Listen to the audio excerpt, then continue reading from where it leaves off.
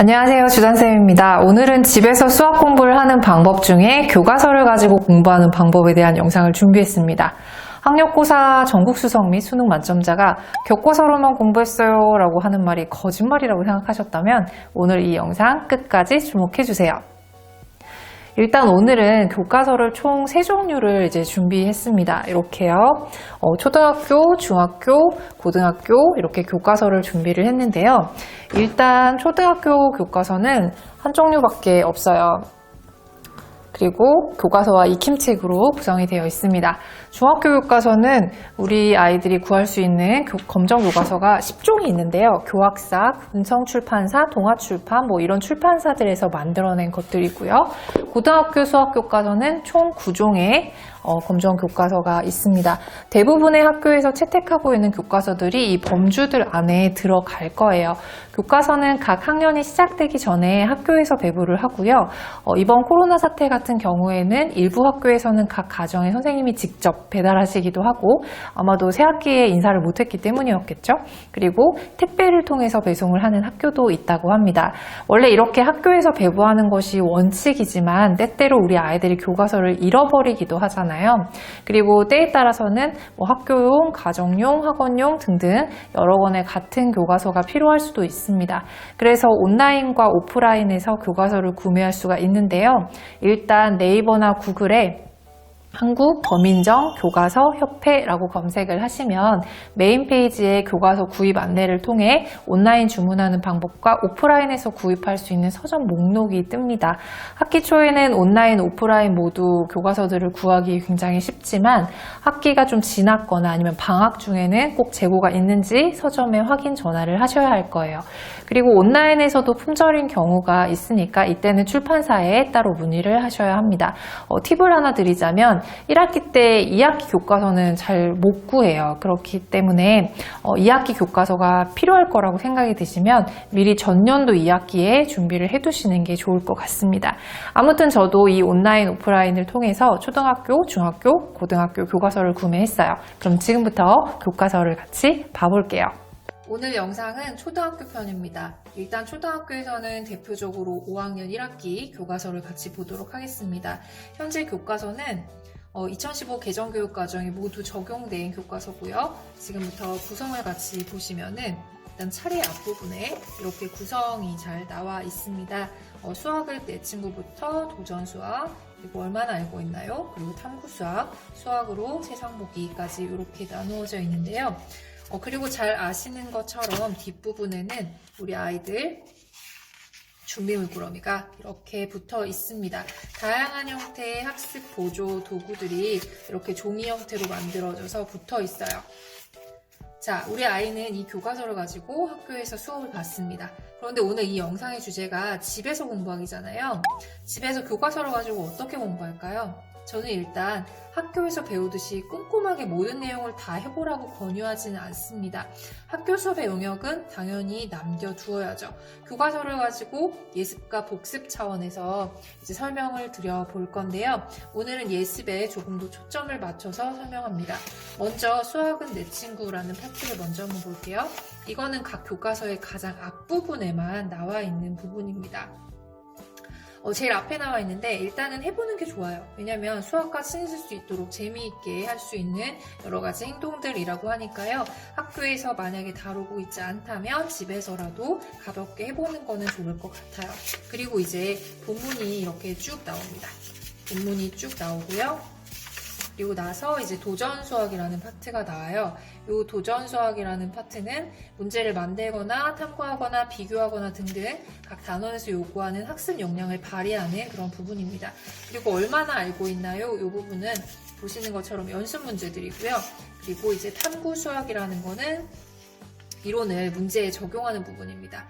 실생활과 관련되거나 준비물꾸러미, 즉 뒤에 있는 것들 이용해서 구체물을 통해서 해결하는 경우가 많습니다. 마지막으로 수학으로 세상 보기라는 파트가 있는데 이거는 각 교과서의 제일 뒷부분에만 이렇게 나와 있어요.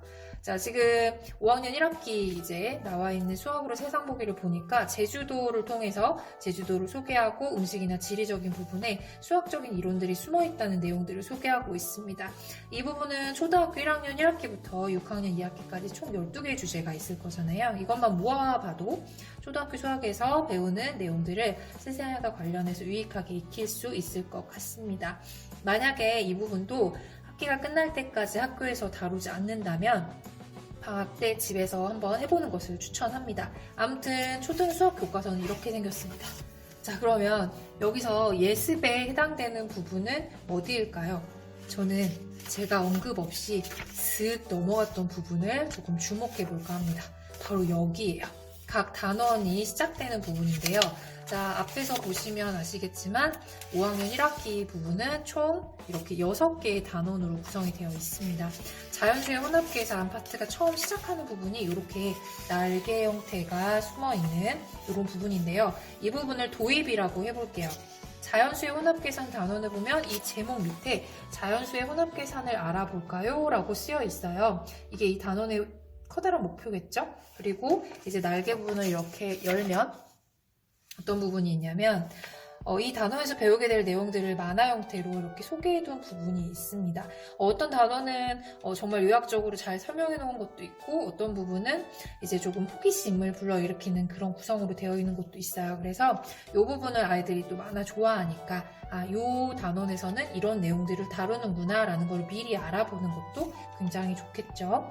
자, 그리고 이 부분 같은 경우에는 이제 3학년 2학기의 나눗셈 그리고 4학년 1학기의 곱셈과 나눗셈 영역이 이 단원들이 자연수의 혼합계산하고 연관이 되어 있다라는 설명이에요. 자, 수학 공부에서는 각 영역별로 단원 간의 연결이 매우 중요한데요. 만약에 여기 나와 있는 예시들을 우리 아이가 설명을 잘 못한다면 이 부분 복습하고 넘어가야 합니다. 그래서 이렇게 미리 앞에서 배운 내용들을 복습해야 오늘의 내용을 이해할 수 있다라는 이 파트를 절대 무시하지 마시고 이 부분을 다시 한번 복습할 수 있는 계기로 삼으시면 좋을 것 같아요. 자, 그리고 여기 이 단원을 구체적으로 공부하기에 앞서서 배울 내용이 이렇게 커다랗게 3개의 물음으로 이제 이렇게 표현이 되어 있습니다. 저는 이 부분이 이 단원에서 꼭 배우고 넘어가야 될 핵심 내용이라고 생각하는데요. 이 단원을 구체적으로 공부하기 전에 여기 3가지 물음에 대해서 답을 내보도록 해야 합니다. 물론 아직 단원을 정확하게 배우지 않았기 때문에 우리 아이는 정확하게 답을 못할 수도 있어요. 하지만 지금까지 알고 있는 것을 파악하고 또 앞으로 배울 내용에 대한 호기심을 불러일으키기 위해서는 반드시 필요한 과정입니다.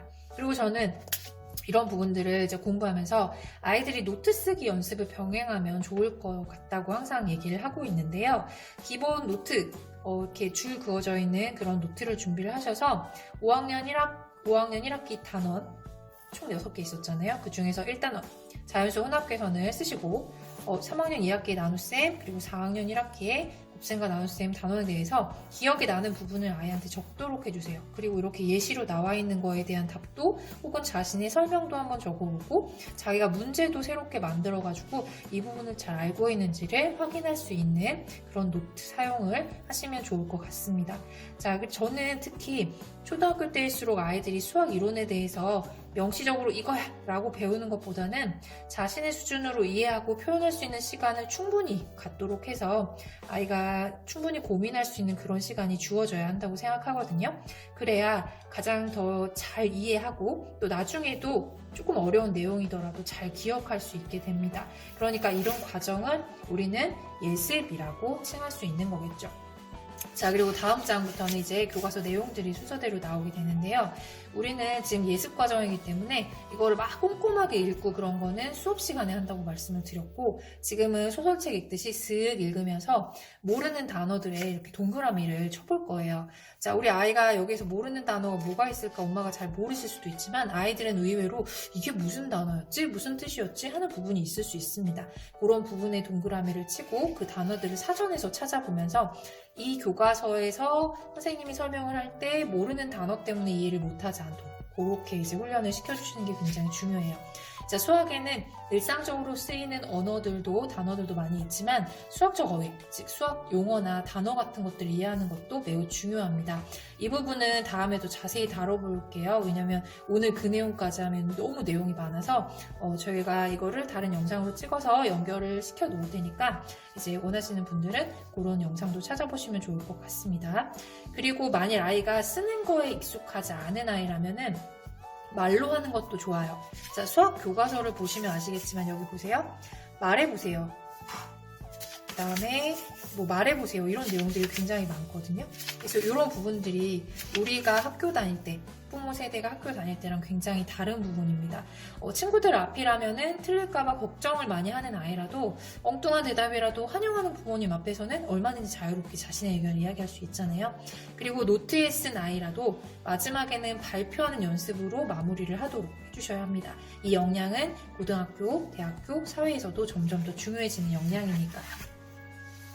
이렇게 배울 내용들을 미리 보고 지난 과정에서 부족한 부분을 복습하고 오고 새로 배울 내용에 대해서 지금의 지식을 적어보고 또 모르는 용어들, 앞으로 배우게 될 용어들에 대해서 미리 익히고 그리고 발표해 보는 것, 이게 바로 수학 예습의 전부입니다. 우리는 그동안 예습이 선행처럼 공식 외우고 문제를 미리 풀어보고 이런 게 예습이라고 생각들을 많이 하셨을 거예요. 그거는 선행이라는 이름으로 하시면 되고요. 이제부터는 이런 방법들을 통해서 예습을 해 주시기 바랍니다. 예습 이야기가 조금 길어졌는데요. 복습은 참 간단합니다. 수학 익힘책이 있다고 말씀드렸잖아요. 이걸 풀어보고 틀린 문제 다시 고쳐보고 왜 틀렸는지 생각해보고 그리고 수정하고 결국에는 1단원 내용들 모두를 백지 테스트, 즉 빈종이의 단원의 내용들을 정리하는 것으로 마무리할 수 있습니다. 간단하다고 말씀드렸지만 내용은 되게 많아요. 복습은 문제풀이, 오답, 그리고 백지 테스트 등등 중요한 내용이 많으니까 오늘은 예습하는 방법을 철저하게 배운 것으로 마무리하겠습니다. 나머지 복습에 대한 얘기는 하나하나 꼭지씩 다시 설명을 드릴게요. 정리하자면 교과서의 구성을 잘 이해하시고 단원의 앞부분을 보면서 지난 단원들 복습, 그리고 미리 배울 내용에 대해서 아이의 수준에서 고민해보기, 본문에 나오는 새로 배울 용어, 단어들을 미리 공부하기, 이게 예습입니다. 예습은 아주 긴 시간이 필요 없어요. 아이에게 새로운 단원을 공부하기 전에 30분만 할애를 해주세요.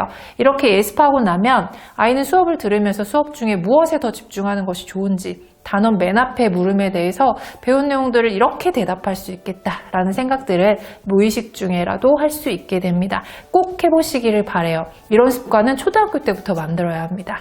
교과서로 예습하는 방법이었고요. 그럼 다음 영상은 중고등 교과서를 가지고 예습하는, 공부하는 방법 편으로 준비를 해보도록 할게요. 또 만나요.